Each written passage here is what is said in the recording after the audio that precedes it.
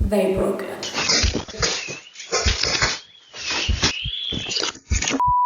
Hey guys, I wrote a few pages. So sorry if I read eventually. I just want to make sure that I don't miss anything, and a lot of things have happened and I want to be precise, okay? First of all, I have been waiting 340 days, 1 hour and 25 minutes for this exact moment. Robberies are so common in Paris that I don't know a single person who didn't get robbed. All my friends got robbed. And on May 25th of 2022, at 10:15 p.m, my friend noticed an unusual activity in my security camera. And we called the police, but since nothing has happened, the police didn't want to come. And thank God my friend insisted that they will show up, because, well, see for yourself.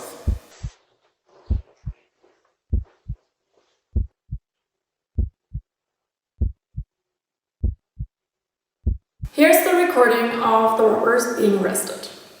They came with a huge bag, not pictured in the video, but they brought a huge bag that was filled with ropes. And we can only guess what they planned to do with it. They got arrested and we found out that they got my address through a luxury delivery service. So you know, when a luxury brand sends me a package, they use a certain service for it.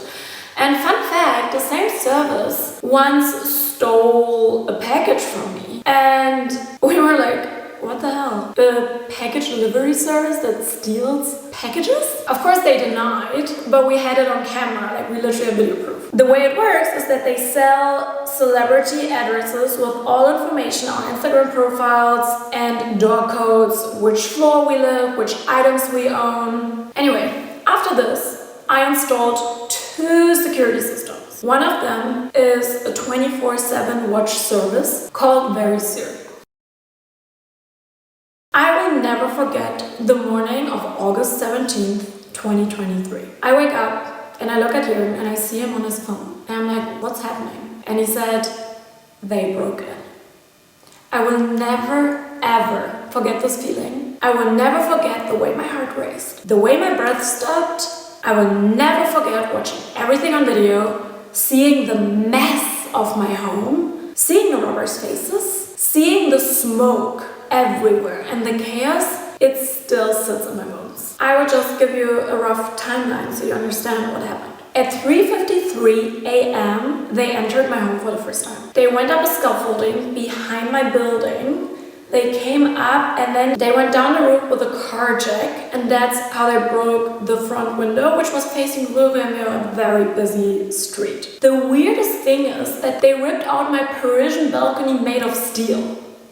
And up to this day, nobody knows where this missing piece is. So we had a very loud alarm, and we also had a smoke system, and that sent them away at first. We only know that they went away and came back because we see the robbers wear slightly different outfits. Let's call them 1, 2, 3, 4, and 5. So number 1 was somehow like the boss, and he coordinated the other 2s. So there were like 2 teams of 2s. Let's call them 2 and 3 and 4 and 5. These teams were always on the phone with number 1. So the second time they came back, they destroyed my entire home. I'm gonna insert videos, but they made holes in the wall, they broke all the glass, they broke my mirrors, they ripped everything apart. With an aggression?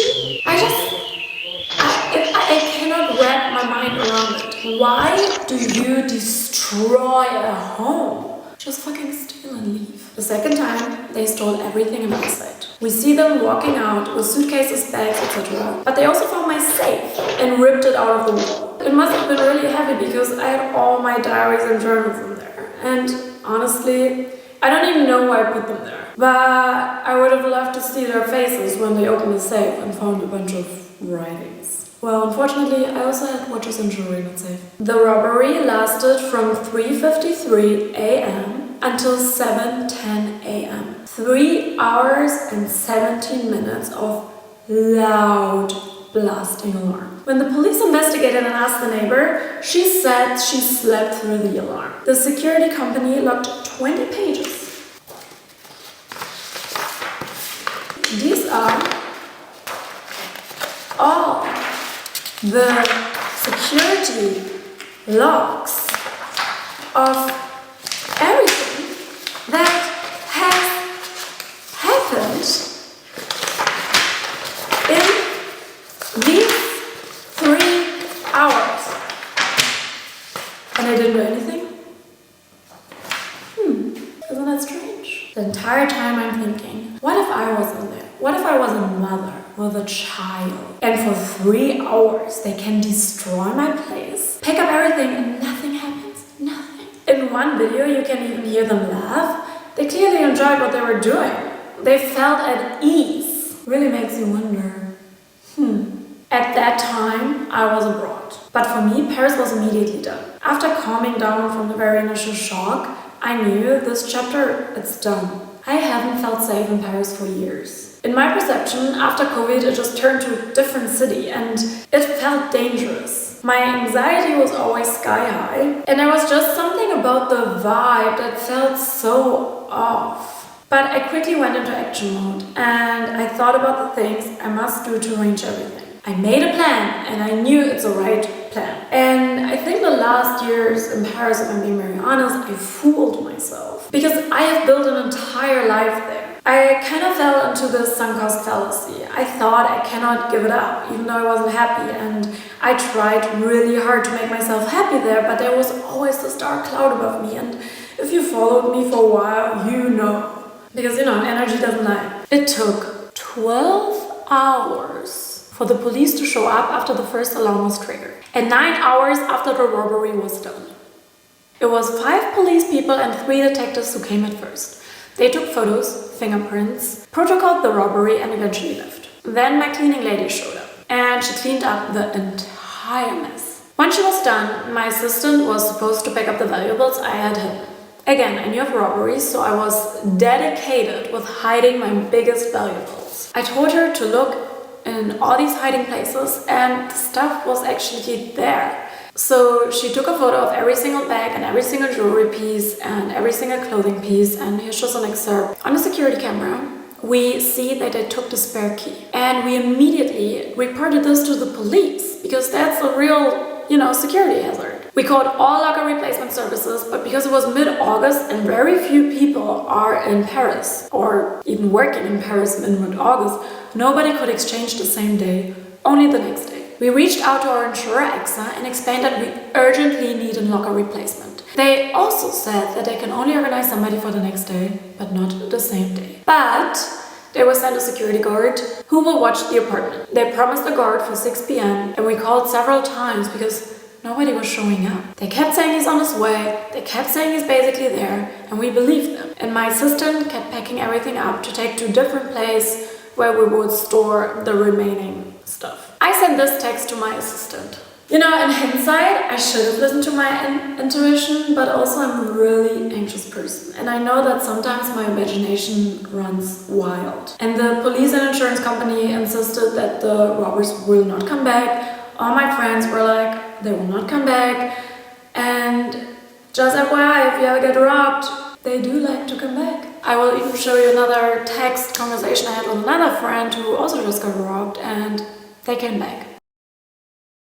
Another moment I remember like it happened just now. I was in the car, we were on our way to pick up dinner since I hadn't eaten all day. I get the SOS emoji in the group chat with my assistant. I reply immediately and say, "What?" She didn't reply, and this 1 second felt like an eternity. I called and she picked up and said, "I'm okay, I'm okay, I'm okay." I will never forget this. I just knew they were back. And I knew that they threatened her. I ran out of the car. I immediately called the police. I panically told them to immediately go because somebody is in my apartment and my assistant is in danger and they need to hurry. And then I just dropped down in the middle of the street. I just dropped down on the floor and I started crying. And people were walking by and I just could not give less fucks. This entire thing happened from 7:39 p.m. until 7:54 p.m. And I swear to you, these 16 minutes felt like several hours. I swear that every single second felt like a minute. And in hindsight, I cannot believe that it was longer. I can't. I didn't know what they were doing with her. I remember looking up the dark sky and seeing my future life unfold. I knew that no matter what happens, nothing will be like it was before. I was so scared they will hurt her, or even worse, kill her. And I was praying to God to keep her safe. I never pray. I was praying like her life depended on it. I promised everything. I would give everything to keep her safe. I think this was the second worst feeling a human can endure. And some moments I thought I'm gonna die on the spot because I couldn't bear the feeling. At 7:54, she texted me that she is okay and that she locked herself in the bathroom. I thanked God. I called her and she told me how they tied her up, threatened her with knives. And by the way, it took the police 20 minutes to show up, even though they knew somebody was in acute danger and my place was literally in the city center. I live so central. I couldn't sleep that night and my heart rate was so high, I thought I'd get a heart attack. I was in a living nightmare. I can only repeat that the stolen goods were the least damaged.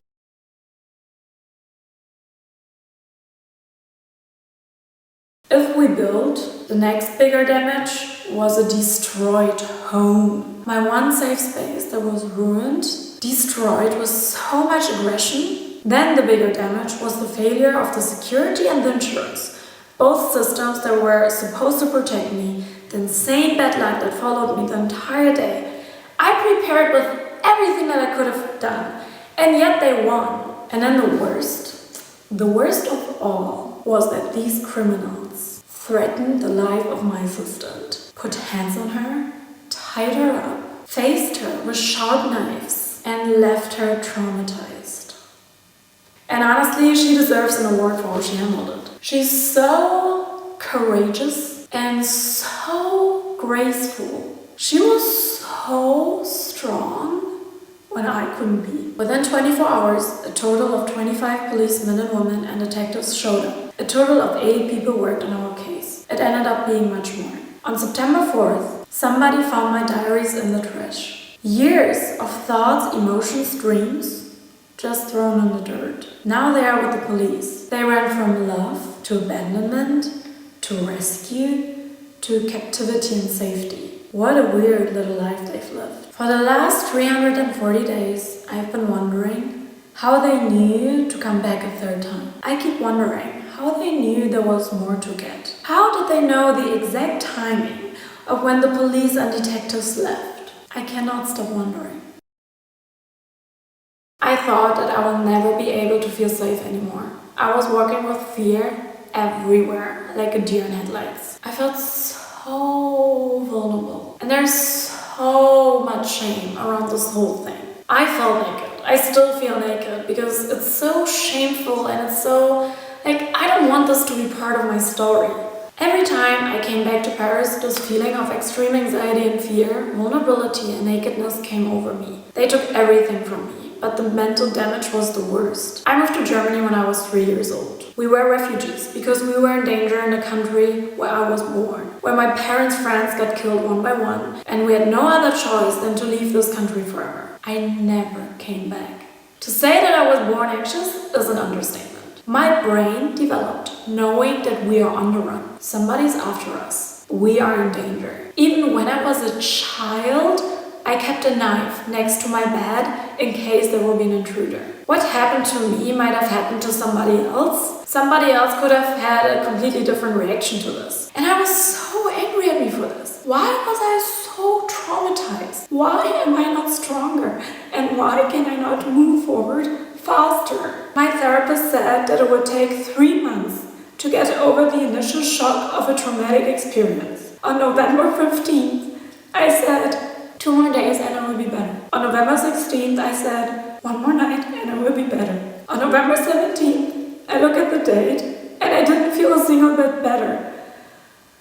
Of course, I know that this is not how it works. I can't pinpoint exactly the first day where I had hope that it will get better. It was January 4th of this year. It was a cold, crisp but sunny morning in Berlin. I remember doing my daily morning commute to get coffee, and to my surprise, I finally felt good.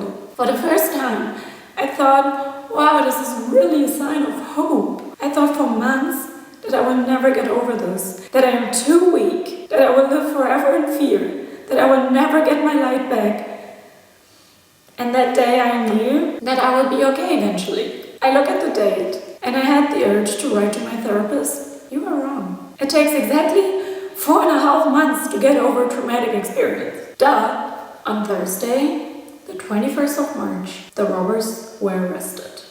I just got a bomb of an information. I'm gonna tell you one day, but it's very hard to be good in time when you get this piece of information and you need to figure things out anyway. I knew all the addresses from the very beginning. The police knew who they were from the very beginning. I had clear recordings of their faces, I had their voices, I had their addresses. It was several different addresses. Because of course I had trackers everywhere in every shape and form. At one point I fantasized about going there myself.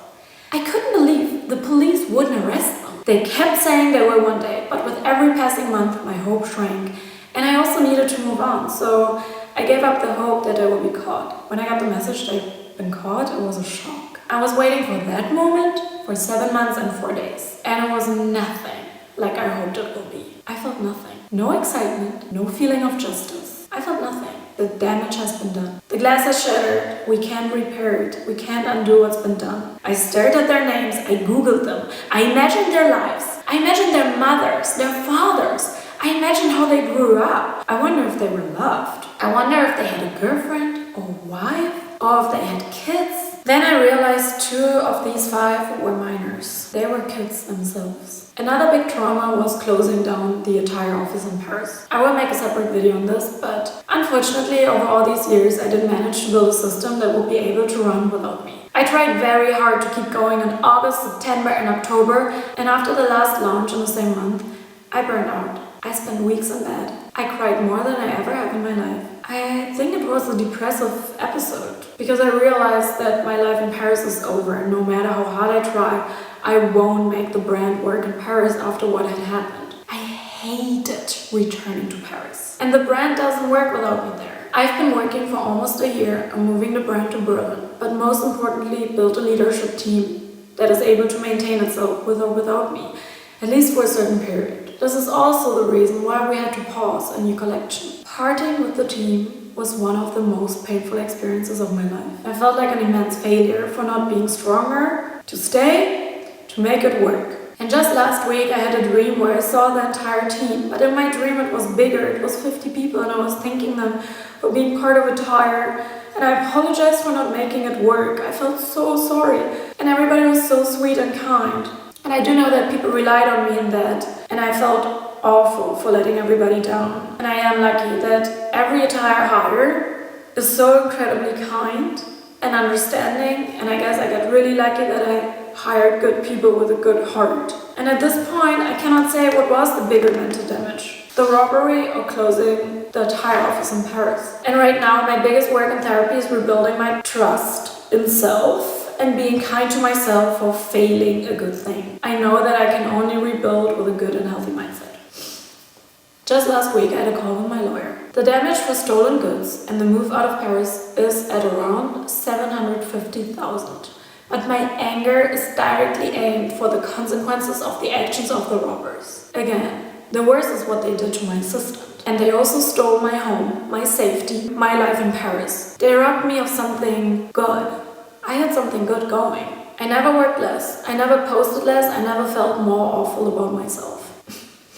Turns out it's really hard to run a company when you're dealing with your mental health. Turns also out that it's really hard to lead a team with strength and optimism when all you want to do is hide from the big scary world out there. I have spent a fortune on the lawyer so far because I had to prepare conversations with Exa and also very soon. I reached out to both CEOs. Exa's CEO was very professional. However, the reason why my lawyer's costs are astronomically high and why it took us 10 months to put the case together is because Exa suddenly started to suggest that my stolen goods were fakes. The audacity. Again, we're currently talking to them and I will see how they will handle the case and I will also keep you posted. I have to say that the AXA CEO was handling my case professionally. I cannot say the same about Verisure. Not only did they do the biggest breach of contract, but they also gaslit me. Despite a clear written and documented protocol of what has happened and what did not happen. The first days when I lived in absolute fear, I hired a bodyguard in Paris. And I know this is ridiculous, but again, it took me 9 months to rebuild a feeling of safety. I was so impressed by the bodyguard because he was so insanely attentive, which I guess is normal for a bodyguard, but I told him that I'm really impressed how he stays extremely alert over so many hours. He said that in the world of security, he only has one reputation, and he cannot risk his reputation. Verisure does not follow the same approach. In a security company, one mistake is one mistake too many. And listen, I know we're humans, and I know that humans make mistakes, and mistakes happen, even if they should not happen, they happen. I am aware of that. This is why I even more expected a professional handling of a security company and not gaslighting and lies. Verisure's complete lack of accountability so far has been extremely disappointing. Again, we are starting the conversations and I will keep you posted if they end up taking accountability or not. The reason why I had to keep it to myself for so long is because I was not allowed to let the public know how much I knew about the robbers, because the police was closely watching them. I have to say I'm very grateful for the detectives who took care of our case, who were very attentive, who we sat with together at the police station for hours, and they showed me all the carefully collected evidence. I was impressed. They truly cared. I love caring people. The other reason why I kept it a secret after March 21st is because we're still putting together the case against or with the companies that breached their contract. Again, I will keep you updated. I'm also going against the criminals in court, and I will keep you updated on the developments there. Thirdly, I was waiting for so long for this moment to come because I hate keeping secrets and I always pride myself on being an open book. I was suffering and I couldn't share it, and then I made progress and I couldn't share it. And I know that what I've been going through is not an exceptional experience because all our experiences are universal in one way or the other, and I'm so grateful that I have a platform and a community to share this with. But once the moment was here, once I had the permission from the police and the lawyers to go public, I suddenly felt this fear again. I will be so vulnerable, such an easy target, so easy to frighten. And the reason why I'm confident enough to get naked in public again is because I know that my guardian angels are working overtime. They protect me, always, even if I cannot see it in the moment. And I do feel strong knowing that I have a strong, physically invisible, but spiritually tangible team behind me. And I also know that the public is the best protection. I have the best community of people who get me, who understand me, and who love and support me with all quirks and icks that I offer. I've always kept a strong image of myself, and exposing my vulnerabilities scares me. You bet I will be even more insane about my security and my safety. But also, my criminal catch rate is at 100%. So if you happen to be one of the bad guys, don't even think about it. That's it. I'm sorry that I was reading from my notes, but it was just a lot, you know. After I wrote this text, I had to lay down and take a nap because I was so exhausted, and I'm so exhausted from like the emotions. I think this is part of, you know, getting over it. I thought that I already moved forward because when the robbers were caught, I felt nothing. When I returned to Paris last month, I felt nothing. And I think this is like my body protecting me. But I have to say that dealing with the consequences has been hard. It's been hard for my assistant. It's been hard for me. And I'm sorry if I sound like a broken record. I just never want to go unmentioned because I talk about my experience and I cannot talk for her experience, and I cannot fully talk about her experience, but I just always have to mention it because obviously this is the biggest thing of it all. And I know that I always keep this perspective, and I'm just so grateful that like nothing worse has happened, but also knowing that this shouldn't happen in the first place. Like the way things happened, it's a little bit like a fever dream. It just feels unreal. Like even now talking about it, I'm like, I don't know, it doesn't feel real. It's weird. And I don't know if I mentioned it well enough because I had to compress a lot of information onto like a few pages, but I don't know, it's It's been a lot because it took me really long to rebuild a sense of security. And I think I'm still not fully there yet because just last night I had nightmares and I have these images of people wanting to harm me, and it's like it's still there. And I have had nightmares for almost a year now. And also the thing with the tire, you know, leaving everything behind that I built in Paris, that was a much tougher, much more difficult, much bigger pill to swallow than I initially thought, because my whole life was there. My whole life changed. And, you know, only through like my tremendous work in therapy and like working with two therapists, I realized how this whole journey of building a brand and then having to pause it really damaged me. Like, I didn't take it well. And I did not have the equipment, like the tools, the mental tools to handle it well. I've been working on it for a while now, but the progress is slow, and I am a slow person, you know. I always explain in all my videos that my progress is like this, like nothing happens, and then this I know from being 33 years on this earth, but I have to say that parting ways with an entire team was just awful.